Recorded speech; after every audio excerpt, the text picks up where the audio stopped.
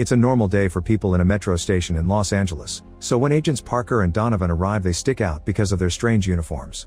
They immediately run outside and find a holographic head statue that warns people of a murderer in the area. As they search for their suspect, the agents notice glitches in their surroundings, and they also see a smiley face on the front of a Japanese restaurant. They rush inside and find Sid eating there, so Parker immediately opens fire. Sid shoots back at them and soon chaos and destruction take over the restaurant. Taking advantage of this mess, Sid knocks Donovan down and takes him away. Parker goes looking for them, but Sid is hiding as a cook and starts shooting him from behind, hurting Parker on the arm. After hiding behind a pillar until the fire stops, Parker comes out and shoots Sid in the shoulder, causing him to run away. Then Parker finds Donovan in the ice tray, bleeding and sizzling with electricity. Suddenly Sid ambushes him again and pushes him against the pillar before pressing into the Parker's wound, causing him to glitch until he disappears. Donovan's body also goes away as Sid instantly heals his own wound. At that moment it's revealed that the whole scene had been a simulation that went out of hand. Parker and Donovan are shaking in pain in their seats, so the scientists quickly disconnect them. It seems Parker is fine, but unfortunately Donovan dies from the side effects. The higher-ups scold the developer Daryl for the lack of a failsafe, but Daryl says someone has been messing with his software. Afterward, Parker is handcuffed to be sent back to prison. It turns out they use convicts to test this software and any participants get their sentences lowered. Parker is a former cop who is doing time for killing people during a case a few years ago. Before leaving, Parker tells Police Chief Billy that Sid cheated because electrocution wasn't supposed to be part of the available weapons. He wants to check the computer, but Daryl pushes him away and almost starts a fight before the guards take him away. When Parker returns to prison, security scans him and double-checks his mechanical arm. Then they open a different door from usual, and now Parker finds himself surrounded by prisoners in their cells insulting him for being a cop. A convict comes out and accuses Parker of getting Donovan killed before attacking him with a knife. A fight ensues and at first it seems they're equal, but soon Parker overpowers him and kills him in seconds. The cops have to come out and beat Parker to drag him away. Meanwhile Daryl speaks with Sid because it was he who altered the program to kill Donovan and now the higher-ups want to shut him down.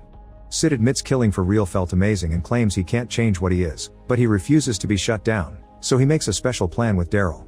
The next day, criminal psychologist Madison visits Parker for his psychological evaluation. He says yesterday's kill was self-defense, and when Madison asks about the simulation, he explains he found Sid because of the smiley face on the building, which was a clue from the programmer. Madison also wants to talk about Grimes, the criminal who killed Parker's family and took his arm. Parker is in jail for killing him in revenge, but he promises he'll never kill like that again because his family is already dead. In the simulation room, technician Clyde is enjoying Sheila, an AI similar to Sid that offers adult fun times. Suddenly Daryl stops the program to make Clyde an offer. They could combine Clyde's nanotech android technology with Daryl's advanced AI programming to bring Sheila to life. Clyde loves the idea and leaves to set everything up, then Sid appears on the screen to play with Sheila. Daryl grabs Sid's character module and puts it inside Sheila's box before joining Clyde in his lab. Suddenly Clyde startles Daryl with a snake, but it's not real, it's made of nanotechnology. Clyde cuts its tail and they watch it regenerate in seconds by using glass. The only way to actually kill it is to remove the character module. Then Clyde puts Sid's module inside a blue liquid, thinking it's Sheila's. After a few minutes, the blue substance creates a weird egg and when it hatches, Sid comes out and immediately kills Clyde. Terrified, Daryl runs away, so Sid tests his new body. After a few moves, he cuts his finger, but it quickly grows back with the help of some glass. When the cops learn about what happened thanks to security cameras, Billy convinces the higher-ups that Parker is the only one who knows Sid well enough to capture him. They offer Parker a deal. If he catches Sid, he gets a pardon and his freedom, but he'll be tracked with a microchip implant so he can't run away. After the procedure is over, Parker is given back his badge and gun, but he isn't happy to learn Madison will come with along. In the meantime, Sid kills a whole family in their house and steals some new clothes before leaving. Parker and Madison soon arrive at the scene of the crime and discover Sid took a gun as well. Madison sees the positions of the bodies and the blood messages on the walls and realizes she's seen this before. It turns out Sid is copycatting old murders. Afterward, they search the lab and discover that Sid was programmed by using the personality of almost 200 murderers, including Hitler and Grimes, which leaves Parker in a bad mood. In the evening, Sid goes to a club that has a special effect on the screens using the crowd's faces, and he loves seeing himself on camera. After flirting with a dancer, Sid discovers that the bartender is a very basic robot and finds it so insulting that he shoots it. Then he forces everyone down to the ground and kills whoever tries to run away. Next he asks a woman to film him while he begins hurting people to record their screams and create a symphony based on their pain. Meanwhile Parker goes with Madison to her home to check on her daughter Karen. While Parker babysits the kid, Madison calls Billy to learn why Grimes took Parker's family if he was a political activist. It turns out Parker was learning too much about his plans, so Grimes kidnapped his family to throw him off. At that moment, Parker receives the report of Sid's hostage situation, so he takes off with Madison. However, the road is blocked because of a crash, so he leaves the car and runs toward the club instead. The cops arrive first and interrupt Sid's concert of screams, so he shoots them all in seconds. Soon Parker shows up and begins shooting Sid like crazy, but the wounds don't bother Sid, so he just jumps over Parker and escapes on the elevator. Outside, Sid steals a police car, but Parker manages to catch up and jump on the hood. Unfortunately, Sid drives fast enough to throw him off and none of his bullets hit the target. At that moment, Madison picks Parker up in her car and they chase after Sid, who is eating broken glass to fix his wounds. Then Sid uses the radio to taunt Parker and Madison while he hits other cars on the road just for fun. Eventually he discovers the road is blocked, but he just crashes his vehicle against the other cars and waits for Parker to come after him, taunting him more as he runs away. Unfortunately, Parker also crashes the car and Sid escapes by jumping over the bridge. The next day, Parker shows Billy the recording from the club and explains Sid will want bigger events and more coverage, just like Grimes. The higher-ups try to deny it, saying that kind of behavior wasn't in the original programming, but Madison points out Sid isn't limited by the simulation anymore, so he's evolving. In the city's marketplace, Sid shows off his new suit and enters an electronics store when he hears the news talking about him. He changes every TV to the news coverage of his attacks, and when a man tries to switch back to what he was watching, Sid just kills him. This is recorded by a man with a camera, which makes Sid happy. Then he notices what the dead guy had been watching and gets an idea. By the time Madison and Parker arrive, Sid is gone, but they get to see the recording. Parker notices what was on TV before Sid left and realizes he's probably at a wrestling match to get a huge live audience. In the auditorium, the crew in the control room has already been murdered. Sid joins the cheering crowd and tries to flirt with a woman, causing her boyfriend to attack him.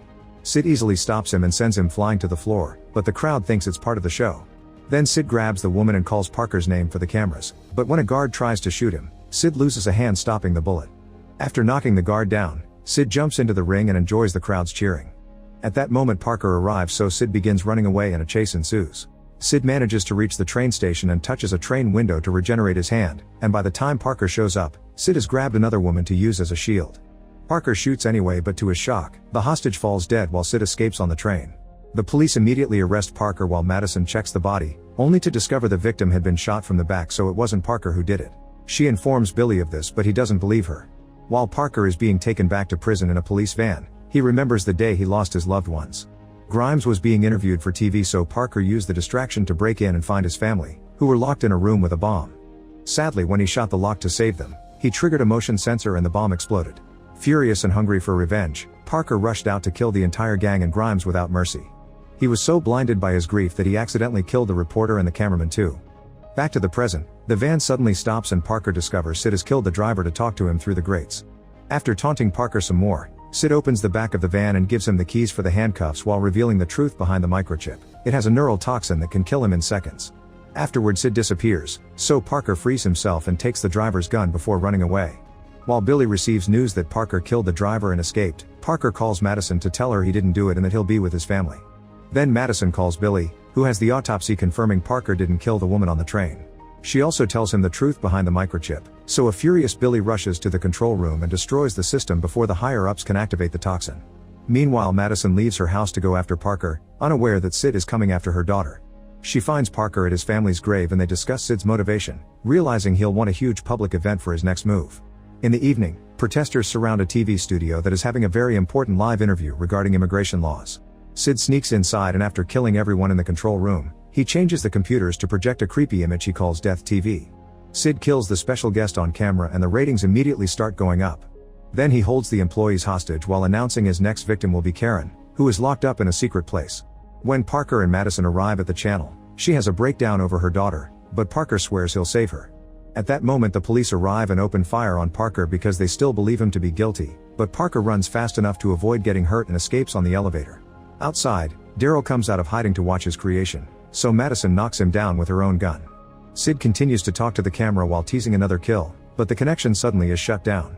Parker reveals himself and opens fire on Sid, who quickly escapes through the ceiling. As Parker follows him up the stairs and continues to shoot, a police helicopter appears outside and also opens fire, so Parker can barely move. Luckily, Billy arrives and calls the helicopter off. Now Parker can continue his chase. Sid is hit by many of Parker's bullets, but these wounds aren't enough to stop him. They reach the roof and start fighting hand to hand, exchanging a bunch of hits before they make a risky jump only to end up falling. Luckily, Parker holds onto the wire from the machinery while grabbing Sid, swinging until they crash back into the building through the window. Sid ends up impaled on a bunch of glass shards and loses a few limbs, but when Parker comes closer, Sid holds him down while he starts using the glass to fix his wounds. After some struggle, Parker inserts his hand in the back of Sid's head to remove his module, which instantly disables him. However, Madison arrives with Daryl, who explains that if they destroy the module, they won't know where Karen is. In just a second, the scene on the roof repeats, but this time Sid throws Parker to the street, killing him. Madison shows up and fails to shoot Sid, who immediately grabs her to take her to her daughter for extra suffering. After they're gone, Parker stands up alive and well because it turns out they're in the simulation, but Sid can't tell. While flirting with Madison, Sid reveals that Karen is inside one of the fan enclosures on the studio roof. Parker appears in front of them to ask Billy to turn off the simulation and Madison is released safely, but before Parker can be freed too, Daryl beats Billy to death. Now Parker is trapped inside the simulation, so Sid uses the control he has over this world to bend the scenario and send Parker into sensory overload. As both Parker's mind and body suffer through the pain, Madison finally wakes up and shoots Daryl, then she proceeds to free Parker from the simulation before he could get damaged permanently. Suddenly the higher-ups show up to stop everything, but Parker knocks out the guy with a punch and announces they're saving Karen after disconnecting the computer to shut Sid up. Moments later, Madison and Parker are back on the studio roof. Madison wants to open the door of the enclosure, but Parker stops her, guessing it's booby trap like it happened with his family. He climbs to the top of the enclosure and moves the fan to get inside, not caring about the blade hitting him because it touches his metal arm. Then Parker reaches Karen, only to realize she's sitting on a press switch and if she moves, the bomb goes off. Sid left a message on a computer with the timer, so Parker gets an idea. After carefully avoiding the laser sensors, Parker takes a cable from his arm and connects it to the computer, causing the timer to get stuck in a loop. Now they have enough time to wait for the bomb squad, who arrives in a few moments and finally defuses the explosive. While Karen reunites with Madison, Parker goes to the edge of the roof and throws Sid's module to the street, where it's destroyed by a passing car. Make sure to subscribe and turn on notifications so you can watch more videos like this. Thanks for watching.